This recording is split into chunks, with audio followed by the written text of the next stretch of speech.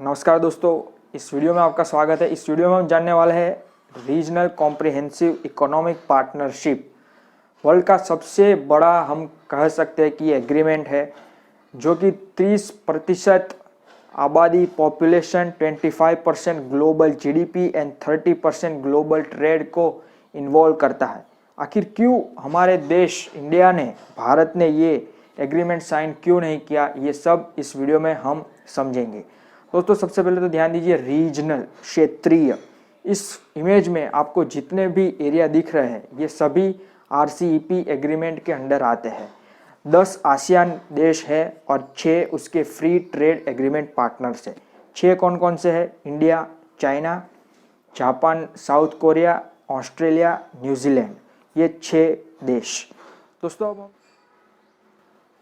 तो दरअसल बात क्या है कि $100 बिलियन ट्रेड डेफिसिट हमारा इन कंट्रीज के साथ चल रहा है ऑलरेडी, और चाइना के साथ तो हमारा $54 बिलियन ट्रेड डेफिसिट है।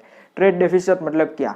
मान लीजिए कि हमारा देश ऑस्ट्रेलिया में $100 बिलियन की चीज़ एक्सपोर्ट कर रहा है और ऑस्ट्रेलिया से 60 बिलियन चीज़ें हमारे देश में आई, तो 40 बिलियन हमारा ट्रेड सरप्लस हुआ, मतलब कि हमें फ़ायदा हुआ। लेकिन जब नुकसान होता है तब हम बोलते हैं ट्रेड डेफिसिट।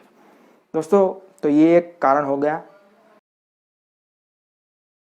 सबसे पहले तो आपको पता है कि चाइना के साथ हमारा जो कॉन्फ्लिक्ट चल रहा है, और उससे पहले भी चाइना का जो प्रोडक्ट्स था वो हमारे देश में बहुत ही ज़्यादा आ रहा है।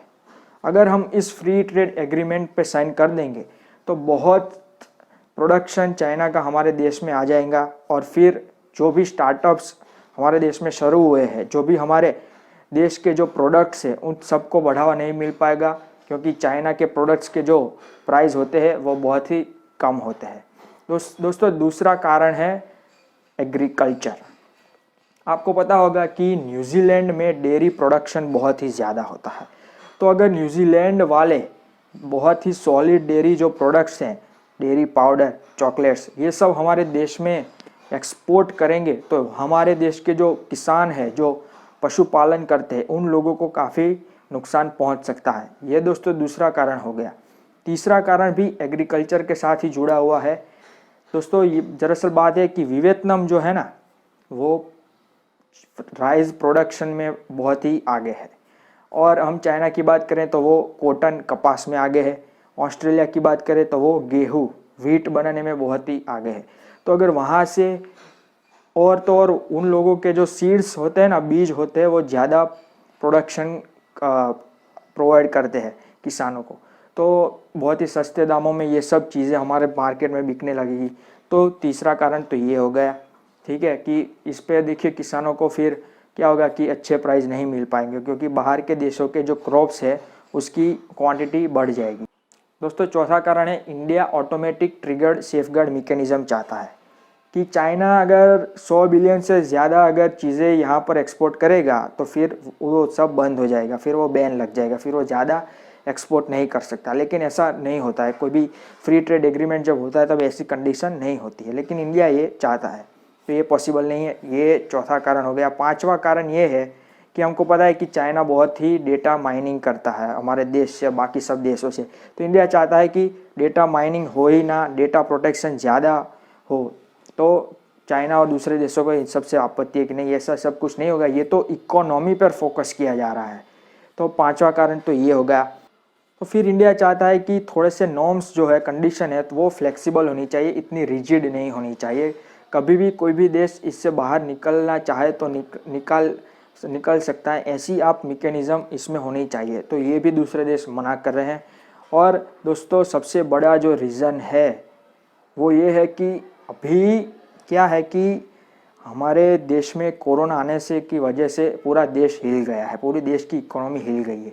तो हमारे जो अभी जो इकोनॉमी है, जो हमारा प्रोडक्शन है, जो हमारे इंडस्ट्रीज़ है, वो उतनी गर्म नहीं हुई है, इंजन उतना अभी गर्म नहीं हुआ है। तो अगर अभी हम साइन कर लेते हैं तो बहुत सारा माल, बहुत सारा प्रोडक्ट्स हमारे देश में आ जाएंगे। तो फिर अभी जो प्रोडक्शन हो रहा है हमारे देश में, जो हमारी कंपनियां कर रही है, वो कहाँ बिकेगा? सबसे बड़ा तो रीज़न यही है। तो अभी हमारा जो इकोनॉमी है वो उतनी ग्रो नहीं कर रही है। और ऐसे में अगर बहुत सारा एक्सपोर्ट हमारे देश में आता है, यानी कि हम बहुत सारा इंपोर्ट करते हैं जानबूझ के नहीं, अनजाने में, क्योंकि ये ट्रेड साइन हमने किया है, तो ये नुकसानकारक हो सकता है। तो दोस्तों ये सब आर्ग्यूमेंट इंडिया ने दिए जो कुछ हद तक सही है। अब हम जानते हैं कि हमारे लिए साइन न करना क्यों नुकसानकारक हो सकता है। दोस्तों आपको पता है कि कंपटीशन ब्रिंग्स एक्सीलेंस, मतलब कि कभी तो हमको छाती तान के खड़ा होना पड़ेगा। हम ये तो नहीं बोल सकते कि हमारा इंपोर्ट बढ़ जाएगा, आपके देशों से सामान ज़्यादा आ जाएगा तो हम नीचे गिर जाएंगे। कब तक ये चलेगा? हमें कभी तो ये सब सामना करना ही होगा ना। अगर ज़्यादा चीज़ें आएगी तो हमारे जो बिजनेसमैन है, जो इंडस्ट्रियलिस्ट है, वो कुछ और तरीके अपनाएंगे, प्रोडक्शन बढ़ाएंगे, दाम कम करेंगे, सरकार लोनें देगी। तो इस तरीके से हमें ये चीज़ों से पीछे नहीं भागना चाहिए। एक तो हम दुनिया की सबसे बड़ी जीडीपी 5 ट्रिलियन इकोनॉमी बनने का सपना देख रहे हैं, और ऐसे में अगर हम ऐसा रवैया अपनाएंगे, ऐसा एटीट्यूड रखेंगे तो फिर कैसे चलेगा। दोस्तों सबसे पहला कारण तो ये है। दूसरा कारण ये है कि अगर हमने साइन नहीं किया तो ये सभी देश एक दूसरे के साथ ही सब ट्रेड एग्रीमेंट करते चले जाएंगे, एक दूसरे के साथ ही इंपोर्ट एक्सपोर्ट कर लेंगे। तो फिर हम कहाँ एक्सपोर्ट करेंगे? हमारे बिजनेसमैन, हमारे इंडस्ट्रियलिस्ट कहाँ, छोटे मोटे जो एमएसएमई जो बिजनेसमैन है वो कहाँ पर एक्सपोर्ट करेंगे? तो एक तो दूसरा तो ये हो गया। तीसरा ये हो गया कि अगर हम साइन नहीं करते हैं तो कोई प्रोडक्ट ज़्यादा टैक्स हाई होगा, हमें कुछ चीज़ें मंगानी होगी, इंपोर्ट करनी होगी तो टैक्स ज़्यादा लगेगा हम पर। तो हमारे कुछ ऐसे बिजनेसमैन कुछ ऐसे होते हैं जो रॉ मटेरियल मंगाते हैं, फिर कुछ प्रोसेस करके उसको अफ्रीका में भेज देते हैं। तो दोस्तों यहाँ पर टैक्स ज़्यादा होगा, तो कहाँ से वो मंगाएंगे और कहाँ प्रोसेस करेंगे और फिर भेजेंगे? तो अफ्रीका में फिर लोगों को लगेगा प्राइस ज़्यादा है भाई, उससे अच्छा तो हम चाइना, वियतनाम से मंगा लेते हैं। तो तीसरा कारण तो ये हो गया। दोस्तों चौथा और सबसे बड़ा कारण ये है कि अगर हम साइन नहीं करते हैं तो चाइना की जो मोनोपोली है ना वो आसियान कंट्री में बढ़ जाएगी।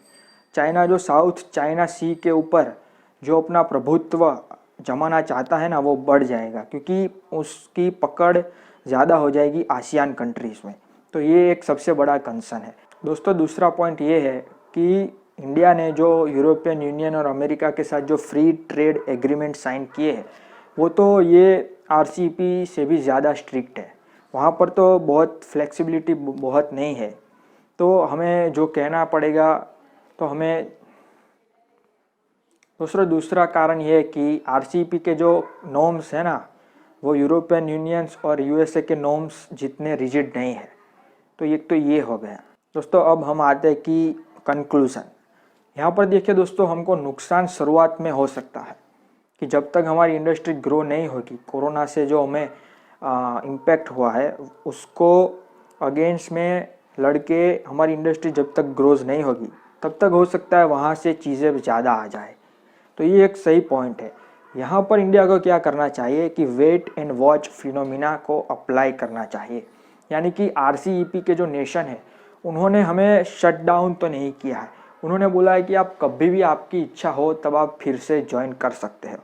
तो हमें अगर साइन मान लीजिए अभी कर ली और हमें लगा कि नहीं ज़्यादा नुकसान हो रहा है तो फिर साइन हम निकल भी सकते हैं। और अगर मान लीजिए कि साइन नहीं करने से बहुत ही ज़्यादा इम्पैक्ट हो रहा है तो फिर से साइन कर लीजिए। आरसीईपी के देशों ने हमें कहाँ मना किया है। तो दोस्तों ये है पूरा गेम, आपको समझ में आ गया होगा। Thank you for watching this video. If you feel your time is invested, then like button, hit the like button, share and subscribe with your friends. Thank you.